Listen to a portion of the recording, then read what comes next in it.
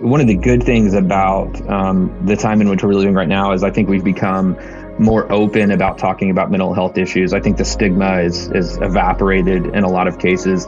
And at the same time, it's kind of like a buzzword. It's one of those things we talk about it so much that I think it's a term that's used so broadly, it sometimes loses even its meaning. What is up, everyone? Welcome back to another show of No Longer Nomads. I'm your host, Josh Doyle, and today I have a good friend joining me. His name is Matt Morrison.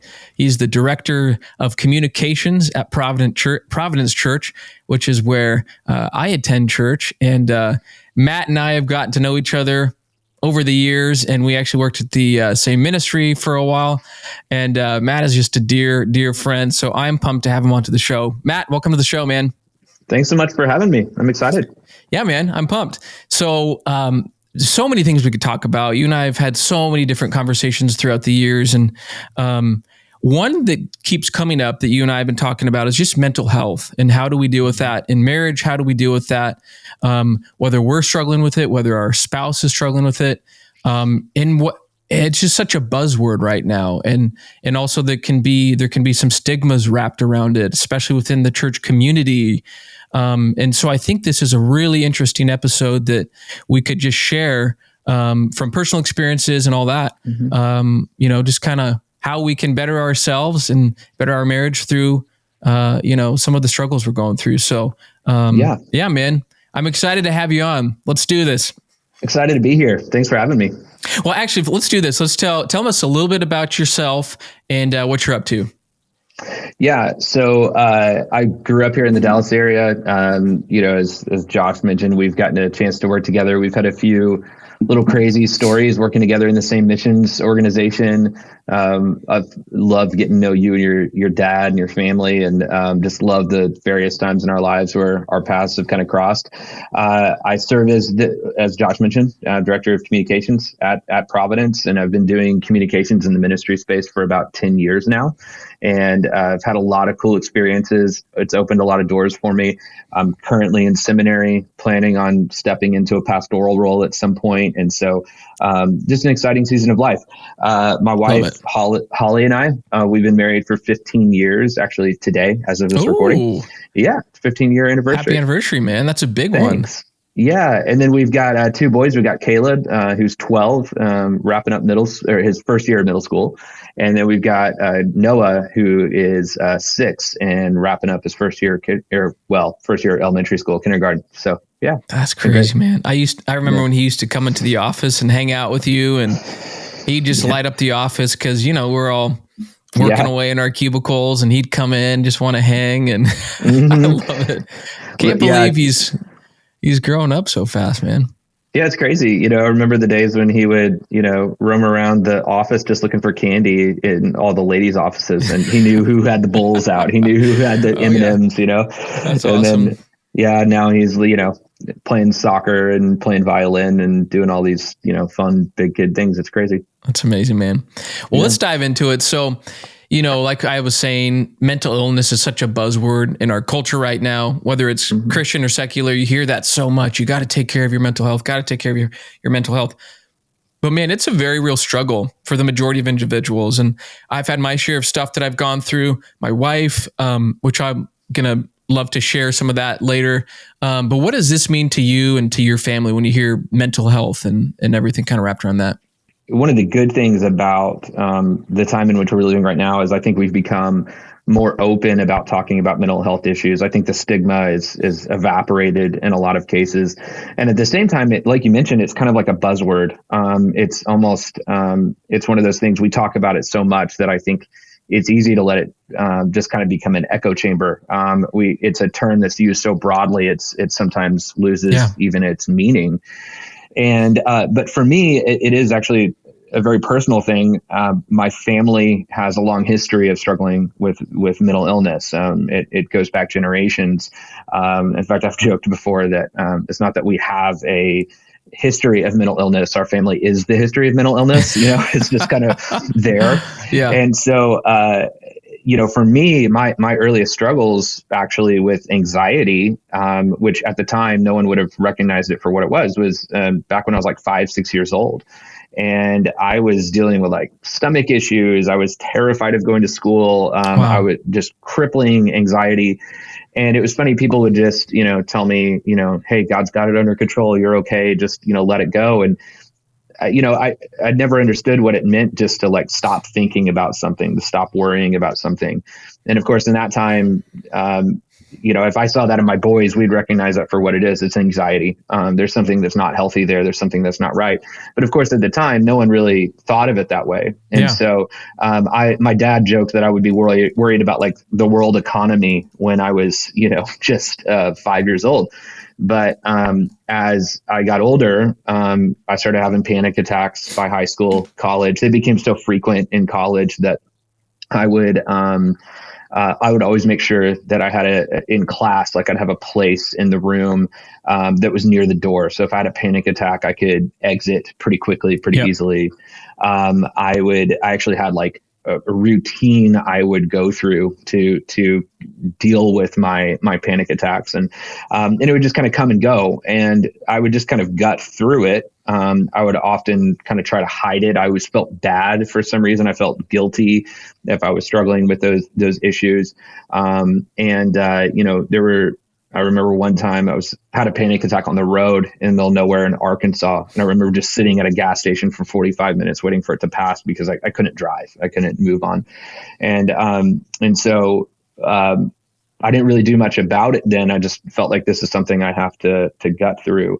And of course, we were working together when I was about 27. It was about 10 years ago. Yeah. That was actually when it got to a point where I began to realize this isn't manageable anymore. It's not going to work. I remember we had gone through a really difficult parenting season actually with Caleb. Caleb, if you remember, had gotten horribly injured. And was like broke his femur. He was 2.5 years old. I remember I was barely sleeping at night because I was taking care of him every night. And I think that kind of triggered something in me because it was so stressful. It was so bad. And I remember about 5 months later, the stress was getting worse and worse. And just kind of out of the blue, this is after the episode. This is after he was already healed and doing better. But I remember suddenly I couldn't sleep anymore. Suddenly I couldn't eat anymore. I didn't weigh very much at the time. Like I was a pretty skinny guy as it was, but I lost like another 15 pounds. I was down to a really, really bad weight. In fact, I remember my supervisor when we were working together, John Humphrey, pulling me into his office one day, and he was like, "Hey man, are you all right?" And I remember almost feeling threatened by the question because I thought if your boss is asking if you're okay, like you must not be getting the job done, right? And I was like, "Yeah, I'm fine. I'm doing this. I'll make sure everything's fine." And I remember him just stopping me. He was like, "No, your work is fine. You're getting everything done." He goes, "But I'm worried about you. Are you okay?" And I remember I was about ready to break down when I heard that question. One, it meant a lot to me that he cared.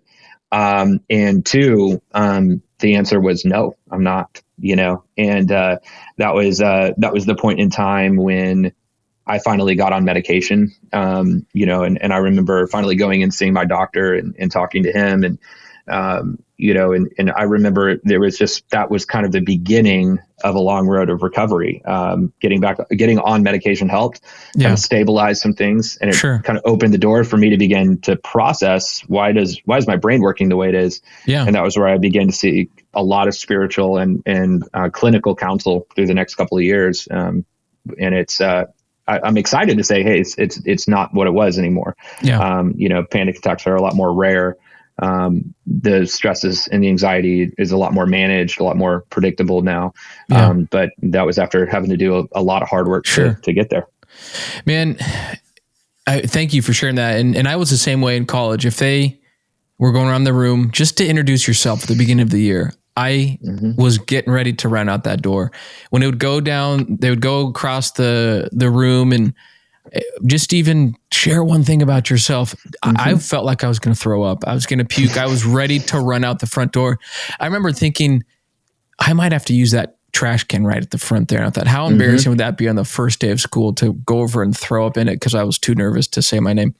Yeah. in college, and so, man, like you brought up something that's super interesting, and I'd love to hit on this a little bit as well, but you'd mentioned noticing some of these things when you were 5, 6, and now if your kids have some of these struggles as well, some anxiety or some things that show up in their lives. Have you had to deal with any of that? Part of the reason I ask that is I have a little guy. Some of them can be a little bit more anxious at times, but man, I see some stuff where fear can just crippleize him, or stomach issues, and so some of the things you're saying, I'm like, gosh, that I wonder if that could totally be what's going on with one of my boys right now. Yeah, it's kind of funny. So my wife and I both have this story of dealing with mental illness. It's been part of our marriage. It's actually one of the cooler stories and issues in our marriage. But because we both have that problem, we're both hyper vigilant. We're always looking for those symptoms in our boys. We don't want to, try to imagine something that's not there. But at the same time, you kind of know the symptoms. And I remember Caleb having a panic attack one time. Yeah. He was at the doctor's office. He was terrified of getting a shot, like any other kid. And Holly was actually the one who took him. And the kid freaked out so much, like he grabbed the syringe from the nurse, like he was scared. And I asked him about it later. I was like, hey, what made you do that? Why did you respond that way? Like, I understand the fear, but that was really dangerous to have that happen. And he couldn't even remember having done it. Oh, and wow. I remember thinking, well, that's scary. And so he and I kind of had this conversation about, all right, I understand that fear. We need to make sure you don't ever get to that point that you put yourself and you put someone else in a really dangerous position. So we need to make sure that doesn't happen again. Yeah. And so I began to kind of teach him some of the coping mechanisms I've had. Generally, he doesn't show a lot of anxiety or a lot of, depression or anything like that. Like he's actually pretty well adjusted, but he'll have these episodes every now and then where I'm able to empathize. I know what it feels like to no longer feel like you're in control of your own mind or your own body anymore. And so I'm able to kind of help him and walk him through that. But Noah, our younger one, is actually the one that I think I see more anxiety in him. I see more struggle with him. And I know he'll kind of like obsessively worry about these things that he doesn't need to, like right now. We're recording in spring, it's tornado season in Texas. So, tornado sirens going off is nothing uncommon. Sure. And, we were under a tornado warning a few months ago. And I remember for days after that, like the tornado didn't hit. It wasn't anywhere near us. And yet for days he was asking, hey, is there going to be a storm today? Or what would have happened if a tornado had hit our house? And he'd ask the same question over and over and over again. And I could tell he's attempting to process this, but he's not able to, and he's dealing with this kind of almost obsessive compulsive kind of anxiety. And so for me, it's just a matter of trying to kind of at this stage walk the boys through that. If I see them dealing with it, that's where I'll just say, hey guys, it's okay that you're struggling. Let me teach you some of the ways that I've learned to deal with this or how I've learned to manage this. And so I kind of try to make them realize you don't need to feel guilty for that. Yeah. You don't need to feel guilty because you're worried. You don't need to feel guilty because you're feeling anxiety. And you don't need to feel guilty if you have a panic attack, but there are ways to manage it. There are ways to survive through it so that it doesn't own you. It doesn't own your life. And so that's kind of what I try to watch for. Yeah. Man, that's good. So for those listening, if you or your spouse or someone or your siblings that are married that are, maybe going through some mental illness, it's a real deal. I mean, my wife, she has had her fair share of battles recently in the last few years. And really just this year has been such a breakthrough in many areas. And man, it's a real deal. Like, I mean, you see someone crushed, their spirit completely crushed, and just it's so hard to see and to witness. And at times I just feel like, and maybe you felt like this too, I don't know what to do, or I feel like this is out of control, or is this the way it's supposed to be? Is this how it is for other people? Am I alone? And so I guess kind of, as I'm thinking through this is, how do you and your wife have an open line of communication and maintain that communication about how you're feeling, how the other spouse is feeling, and how you're doing, and how do you prioritize that? Yeah. I think for us, it was a gift that I had already kind of dealt with it. But to kind of complete my story, I was able to get on medication. I was able to do a lot of that work. And then coming out on the other side of that, I was learning a lot about myself spiritually, some areas where I needed to grow, some areas where I needed to, kind of put my trust in the Lord and place and just make sure that I'm really placing my faith and my trust in Him and not in something else. And so I was kind of working through that. Well, kind of a little backstory. As I was going through that, we were also trying for our second child. Okay. And it wasn't working. Nothing was happening. We went through 2 years where it was kind of this infertility. And while I had my issues, Holly had kind of had hers as well. She was always showing signs of potential depression or anxiety that she was, working through. It wasn't owning her, but it was there. It was a struggle. And so as I got better, right as that happened, we got pregnant. And Holly had been like wanting this pregnancy for so long. She was so excited. She had romanticized it in her head. Yeah. And then the pregnancy happens, and it was a difficult pregnancy. It was really hard. She dealt with a whole lot, and the pregnancy hormones were almost like lighter fluid on the depression and anxiety she was already dealing with. And so here I am coming out of this, and I recognize what the symptoms look like for me. And now I'm watching her go through it. And same thing you were saying, I felt helpless. I'm watching her struggle, but I can't force her to get help. I can't force her to talk to the doctor about it. There was a lot of shame for her in that. She was, afraid of being judged because she couldn't seem to handle it. Right. And no matter what I would try to encourage her to do, I couldn't seem to get her to take that step. And there was a really defining moment in our marriage, probably about a month before Noah was born. Holly's in the 3rd trimester. She was spiraling out. It was really bad. And I remember about 10:30 at night, she's literally laying there in fetal position on the bed and barely moving, can barely function. She's really struggling. And I finally, in that moment, was able to get her permission to call her doctor. And we had a good relationship with that doctor. She had already delivered Caleb for us. We already knew her well. And so I made the emergency call, and I said, hey, she's not okay. She's really struggling. And I remember the doctor saying, hey, you guys aren't the ones who panic over stuff. She goes, this must be serious. And she called a psychiatrist that night that she was friends with, who specifically works with pregnant women who are struggling. And she knew we were kind of tight financially. She knew we couldn't, necessarily afford her rates. And she calls me back like 45 minutes later. At this point, it's like 11:15 at night. And she said, she's going to call you tomorrow. She's giving you a discount on the visit, and she'll be able to get you in Monday. And she goes, it's going to be okay. And she said, I'll see you at your next visit, but we need to talk about this. And I remember we got that scheduled. We walked in, and again, she's struggling so much. It's not like she could really, even express to the psychiatrist what she was feeling or why she was feeling it. Didn't even make sense to her. Yeah. But she was kind of like a shell of the person that I married. She was just struggling so much. Yeah. And I remember us going in there, and I told her, hey, I'm going to be there with you through all of this. We're going to walk through it together. And I remember going into the psychiatrist's office. We sit on the couch and we start talking.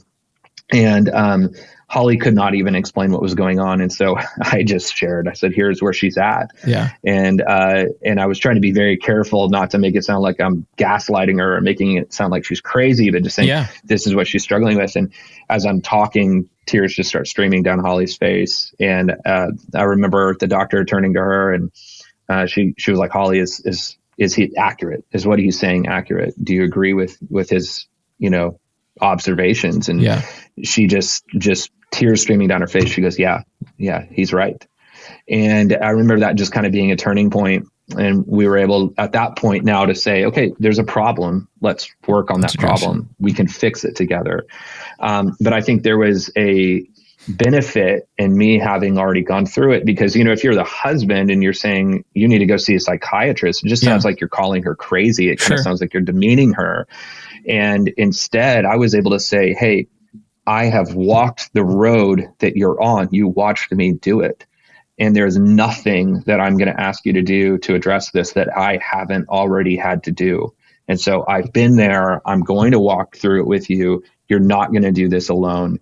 And if I'm calling her crazy, I'm calling me crazy, because I've been through it. And so it was almost like I kind of, through my experience, been able to lay the groundwork to walk with her and hers. And I cannot tell you just what a beautiful story of kind of healing that she experienced, we experienced together in the months that followed after Noah was born. And we got to this place where, it actually drew us closer together. And I was already getting healthier, she's getting healthier. It just forged a even deeper, richer bond within our marriage that we still hold on to today. It's been great. Man, so what was going on through your mind when you see her, as you were saying, kind of spiraling out of control? You're probably thinking, what is going on? And then for the listener out there, if they know someone, maybe it is their spouse or maybe it's them or something. If the listener, what would you do to encourage them? When do you act like what you did? Like when you're like, I can take this into my own hands. I need to help you out. When would you do that? I mean, any advice you'd have there for someone listening? Yeah, it's a delicate balance. Holly has shared our story with other wives who have struggled, with other women. And close, in fact, we had a close friend that the wife was struggling as well. And I remember Holly talking to the husband and said, hey, when it was me, Matt made the call, and it's your job. You got to make the call. You got to do it. And so sometimes when we love each other, we have to fight for each other. Sometimes that means fighting for the other person when they cannot fight for themselves. They're just struggling so much. And you know what it's like to be a husband. You want to fix everything. You want everything to be okay. There is nothing more frustrating, nothing more aggravating, nothing harder to walk through in marriage as a husband than to see something your spouse is going through and you can't do anything about it. You can't fix it. And so there is a level in which, I think you can help her. You can help your spouse get to a place where they're able to take the right steps, but you can't do it for them. And that's the really hard thing. Well said. But today, we kind of have a rule in our marriage that's been really good. It's been a longstanding rule. I remember when I went and saw my own doctor, and he got me on the medication. And he said, hey, you're going to try this out. This is how it's going to work. And he said, here's what you're going to feel a little bit. And he kind of walked me through it. And he said, it's going to help. You got to give it some time, but it's going to start to help. And he said, but I want you to pay attention to something. He said, if you start to go downhill again, if you start to spiral out, if the panic attacks start hitting, he said, you are going to be the last to notice. He said, the people around you who are closest to you, who do life with you, the people who love you the most, are going to be the ones who see that something is wrong. And so he said, if Holly tells you need to talk to me, then you need to talk to me. So you don't wait to feel it yourself. If she's seeing the signs, pay attention to that, listen to her. Wow. And so we've taken that and we've decided that works in both directions for us. We have a rule that, we realize that we love each other. We're not going to try to demean each other by pointing out the mental health issues, or when one person is dealing with anxiety or something. We're not going to do that to each other. But what we are going to do is we do know the other sees blind spots that we don't see. And so if Holly sees something in my behavior that is consistent with my anxiety being a little elevated, she'll just call it out. She'll let me know, hey, something's going on, something's bothering you. And I may not have noticed yet, but she did. And it forces me to talk to her about it. And then same thing. I've learned there are just these slight little differences between Holly when she's processing things in a healthy way and when she's not. And if I think that she's not, I'll let her know. And I'll just say, hey, something seems to be bothering you. Something seems to be under your skin. I don't think this is just you being tired or being stressed. is there something deeper going on right now? And then we just sit and we talk and we listen. And we both individually see counselors that we both really love. Yeah. And so sometimes I'll say, all right, go process that with her next time you guys meet. Or she'll say the same thing to me, go process that with Andrew, my counselor.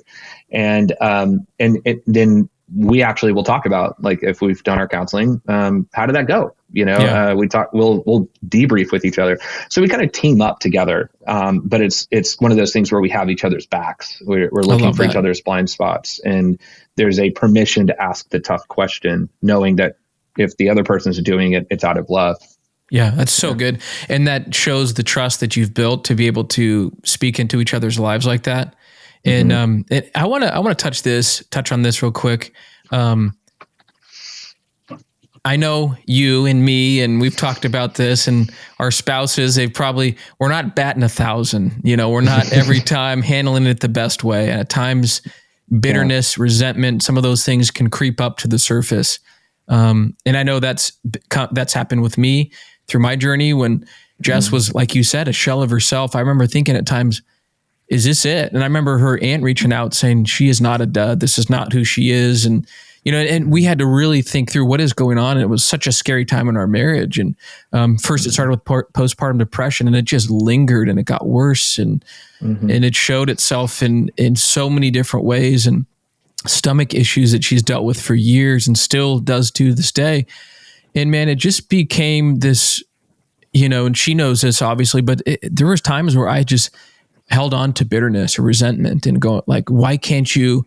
I mean, this shows how idiotic I was, even though I had my own stuff going on back in college, but it just shows how dumb I was and how I had to learn from this. I just remember thinking, why can't you get it together? Or why can't we get through this together? Why are the little things such a big deal? Or why are, and we had some hard moments, man. And I'm thankful that we've had some breakthroughs in a lot of areas, but man, there have been some hard times. And there has been times where bitterness or resentment has creeped up. And I'm sure people listening have had that as well. So any advice, or anything that maybe a personal story or whatever, what would you say about that? I think what it highlights is, when we're dealing with each other, and you're not dealing with the healthy version of the other person, you're dealing with the unhealthy version of the other person. Yeah. And when someone is struggling, especially with something emotional or mental, they're not usually at their best. And when you're the spouse, you're the one that's going to take the hit. You're the one that's going to get yelled at. You're the one that's going to it's going to come at you. And sometimes, like you said, we're not always batting 1,000. So sometimes I handle that really well, and sometimes I don't. Or sometimes she handles that really well, and sometimes she doesn't. But yeah, I think some of the deepest pain that either one of us have inflicted on the other have been in the moments when we're the least healthy. And yeah, I think there was a season there for a little while where I felt some resentment, and I kind of had to work through it. But what I realized was, I got to take that to the Lord, because if that's not who she really is, that's her when she's struggling, I have to give her some grace in that. Yeah. And it's okay that I might feel hurt by some things that are said, but at the same time, I have to forgive her. I have to take that to the Lord. And vice versa. So yeah, I think we've dealt with that. It's not like those seasons were all sweet. I mean, they were really, really hard things we were wrestling through together, and a lot of stuff that was happening to us that in our marriage we had to deal with in that season. And yeah, we didn't always handle it right. We didn't always handle it the best. But I think that the biggest advice I would give is, keep in mind that when someone is dealing with depression or anxiety or OCD or anything like that, their mind's not working the way it's supposed to. It's not working in its healthiest way. They're not processing information the healthiest way, and they're not always going to react the healthiest way. Yeah. And you do have to give them grace. And so, it's kind of one of those things. Sorry for what I said when I was dealing with anxiety, I guess. Yeah, exactly. Kind of a struggle. Yeah. That's not who I am. Yeah, exactly. So you'd mentioned your own personal story and taking it to the throne and really confessing some of these things and maybe some of the fears and things you were dealing with, you know, and it sounded like it brought some healing to a degree, or I think that's kind of what I was hearing there. And I'd love to unpack that or zoom in a little bit more there. Is that something, you know, for someone listening, you know, is that something that helped you in your journey? The reason I ask, and I know it's completely different in the middle of a panic attack, but man, I remember people saying, you just gotta think of this verse. You know, you just gotta cast all your anxieties and fears. It's like, oh, thank you. Okay, that helped. Not at all. You know, just putting a verse, a Band-Aid on it like that, it didn't help at all. Or there's this misconception, you know, maybe I am not that spiritual, or you know, maybe I don't have that deep of a walk with the Lord, or maybe I'm not praying enough. But man, I remember being in the middle of panic attacks or in the middle of these moments of completely out of control, and just, Lord, I give this, I don't know what to do, and just completely laying it at the throne and saying, help me out, Father. And in the middle of those moments, you're still riding the waves of these anxiety, panic attacks. So like, you know, is it to deal with that when you're not having these panic attacks? I mean, because in the middle of panic attacks, I guess my point there is when I would pray and seek the Lord in these moments, I still felt the same until I had to write it out, you know? So what was it like for you in that healing process? Yeah, you know, I think there's two major errors that as Christians we tend to move towards, one or the other, when we're dealing with mental health. We're either going to say this is completely a spiritual issue, so if you're struggling with it, there's something spiritually wrong with you. Or we ignore the spiritual and we say this is completely clinical. Yeah. Don't worry about the spiritual ramifications. You just need medicine and it's going to be okay. And in reality, both extremes are wrong. You know, we are created as both physical and spiritual beings. And, you know, God did not create us as disembodied souls. He gave us bodies, and we're designed to relate to him. But the spiritual affects the physical, and the physical can affect the spiritual as a result. And so I've always, when I'm counseling people on these things, I always tell them, you actually have to think about both. You have to address both. So if there's something chemical, something clinical that's going on in your mind that's causing you to not process stuff the way that you should, go see a doctor. If you had symptoms of diabetes, you wouldn't just pray that the diabetes would go away. You would pray for that, I'm sure. Yeah. You trust the Lord that he's going to sustain you. But at the same time, you're going to go get help. You're going to go take medicine. In the same way, you can continue to pray for God to sustain you through that anxiety. However, you should still go get medication. At the same time, you can't just think that that little blue pill is the silver bullet and that everything's okay. And what I've started to notice, though, is, and I noticed this in myself, I saw it in Holly, and now I've seen it in others that I've walked through, that there's this point where as that person starts to heal and they start to get ahead of the issues and they start to kind of process what's going on, there's this phase where you realize, I just suffered through something really big and I don't want to waste this suffering. And I think that's the perfect time to start asking yourself the spiritual questions. So anxiety might be one of those things that is, you know, it kind of has a foundation potentially in some clinical issues, but there are spiritual issues that will trigger them. So for example, you know, I guess the best way I know how to describe it, if you have anxiety, you may be prone to anxiety. But that anxiety is triggered when there is a threat of losing something you feel like you can't live without, or being in a situation that you feel like you can't persevere through. Sure. And so that trigger, I always tell people, it's a good sign that there may be kind of like a spiritual idol there. There may be something that's really what you've placed your trust in. Sure. That's really what you've placed your faith in. And so like for me, like medical issues, there's a fear of medical issues in me. And one of the things that I have to wrestle with sometimes is that I have placed my trust in being physically healthy. So what would I, you know, if I got some kind of chronic diagnosis or something like that, to me, there's this lie that I bought into that I can't be whole if I'm not physically healthy. Or like, if you're really, really scared, you really want to perform well at work. Sometimes we overperform at work because there's this fear of like losing our jobs and that insecurity. And we feel like we can't live without that. Well, that's a natural thing to worry about, but you do have to ask yourself, is your faith in Christ who's going to provide for you, or is your faith in your ability to hold down a job? And so when things start getting taken away from us that we feel like we should be able to control, that's when the anxiety, I think, gets triggered the most in those of us who struggle with it. And that part of it is a spiritual issue. You do have to take that to the Lord. You can't just say, well, I deal with anxiety. That's who I am. No, you can say, hey, yeah, I deal with anxiety. I'm prone to stressing about this more than I should. I'm prone to panic attacks if this stuff happens. But you do have to ask yourself, hey, man, what are those triggers? Like, what are those things that set me off, that in reality, they set me off because the thought of not having them is more than I can live with, because my identity is in that, my security is in that. And anywhere where you've placed your identity and security in something that's not Christ, that's a problem that can't stay there. And you do need to deal with the spiritual aspect of it.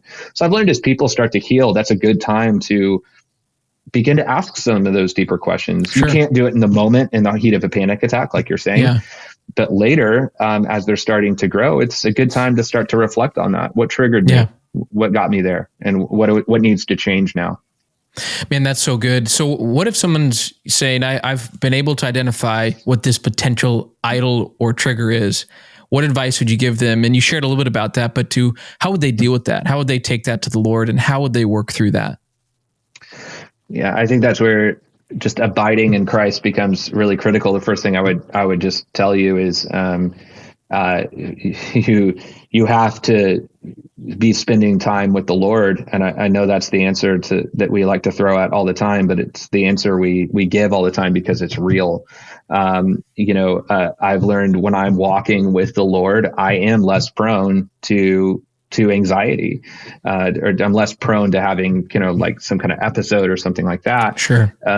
You've got to be constantly reminded every day of where your identity lies, where your security lies. And so the first thing I would say is spend time with the Lord. The other thing I would say is rest in Him too. And, we see the commands throughout Scripture of the importance of Sabbath rest and things like that. And I would say we can see that we were designed to work. We were also designed to rest. We don't have infinite energy, infinite time, infinite resources. When we try to work beyond the energy that we have, when we try to work beyond our limits, that's not a God honoring thing. And we're not setting ourselves up for success when we do that. So I would say, you got to kind of hold to those two balances. But then also I would say, bring others into it, talk about it. In mine and Holly's case, it's great because we can talk to each other. We can do that, but we also have people around us that we can have those same conversations with. There are men in my church that I can go to and say, okay, I'm dealing with anxiety, and here's where it's coming from. Here's what the Lord's kind of showing me about my own heart right now. Could you guys just ask me the tough questions sometimes? Could you guys, check in on me every now and then? And then it's great to have them give you those reminders and do so out of love. And Holly has the same thing with several of the women in our church too. And so it's been really beneficial. Man, that's so good. I'm loving this, man. Yeah, this is so good. Great. So, okay. One more thing I'm thinking of, and so we've been talking about spouses. What about the kids here? So we talked a little bit about that, but how do we protect our kids, whether we're going through it, right? Not them if they're going through, I'm talking about, mommy or daddy has a complete meltdown or blah, blah, blah. Do we, in your case or in your experience, what do you feel works best for you guys? Is it to share, hey, this is what's going on? Is it to hide it? I feel like we come from a generation where our parents, I'm hearing from so many of my friends, like, we didn't even have alcohol growing up, or we didn't have the, it was like completely take it away, hide it from our kids. And of course we want to protect them. We want to shelter them from things that could do them harm. But for something like this, if somebody's going through this right now, how do you protect your kids through this? And also, how do you prepare them? Yeah. One of the things that I will say is, like, panic attacks are a lot more rare for me. Like I've really, just by God's grace and through a lot of the growth that I've had, it's not nearly the issue it was 10 years ago. It's a pretty rare thing. But in the event that my anxiety is a little bit higher, I've learned to look for the signs in myself. And I've learned, especially at home, it's probably wise just to remove myself from the situation in those moments. So there was a moment a few years ago. I remember we got home from eating out, and I don't remember what was triggering me, but something was, and I could feel the anxiety rising physiologically. I could feel I wasn't okay. And so I just told Holly, I said, hey, I'm going to go into the back bedroom for a little while. And I just told her, I'm dealing with like a panic attack or something. Yeah. And no questions asked. She was like, okay, that's fine. And so she had the boys. I removed myself from the situation. I went, got alone for a little while, prayed, spent some time with the Lord, just walked around the bedroom for a little while, drank some water, and then just kind of let it fade and kind of work through that. And then I came back because, you do need to communicate stability to your kids. Of course. They Absolutely. If they are looking at you and thinking, oh my gosh, this person who is supposed to be protecting me is out of control, that's a real problem. And so for me, I don't want them to see that. However, at the same time, in a calm moment, I'm honest with them that like, yeah, Daddy's struggled with this. I've had this, and I do that in very bite-sized doses. I very much sanitize it. Sure. But I do want them to know that like, hey, if you're struggling, I think the thing that I really just want to communicate to them is I am a safe person to talk to about it. And not only because I'm your dad, but I am also someone who's kind of walked through this. So we do try to kind of just protect the boys from that, not have them see it. And we work together on that if either of us are struggling. But at the same time, we also, because we're looking for the signs, because we're looking for symptoms in them, if we see something that points to some anxiety or something like that, we kind of just teach them a coping technique right there. I'll teach them how to do a breathing exercise or something like that. But we also, I think the exposure would probably amp up their anxiety rather than help. Man, that's so good. Well, Matt, man, I'm so glad that you're able to join the program today and come back. We'd love to have you back on the show. There's many more things we could talk about. And man, I learned a lot from you today, as I do every time that we hang out. And I'm looking forward to the next one. Thanks for hopping on the show.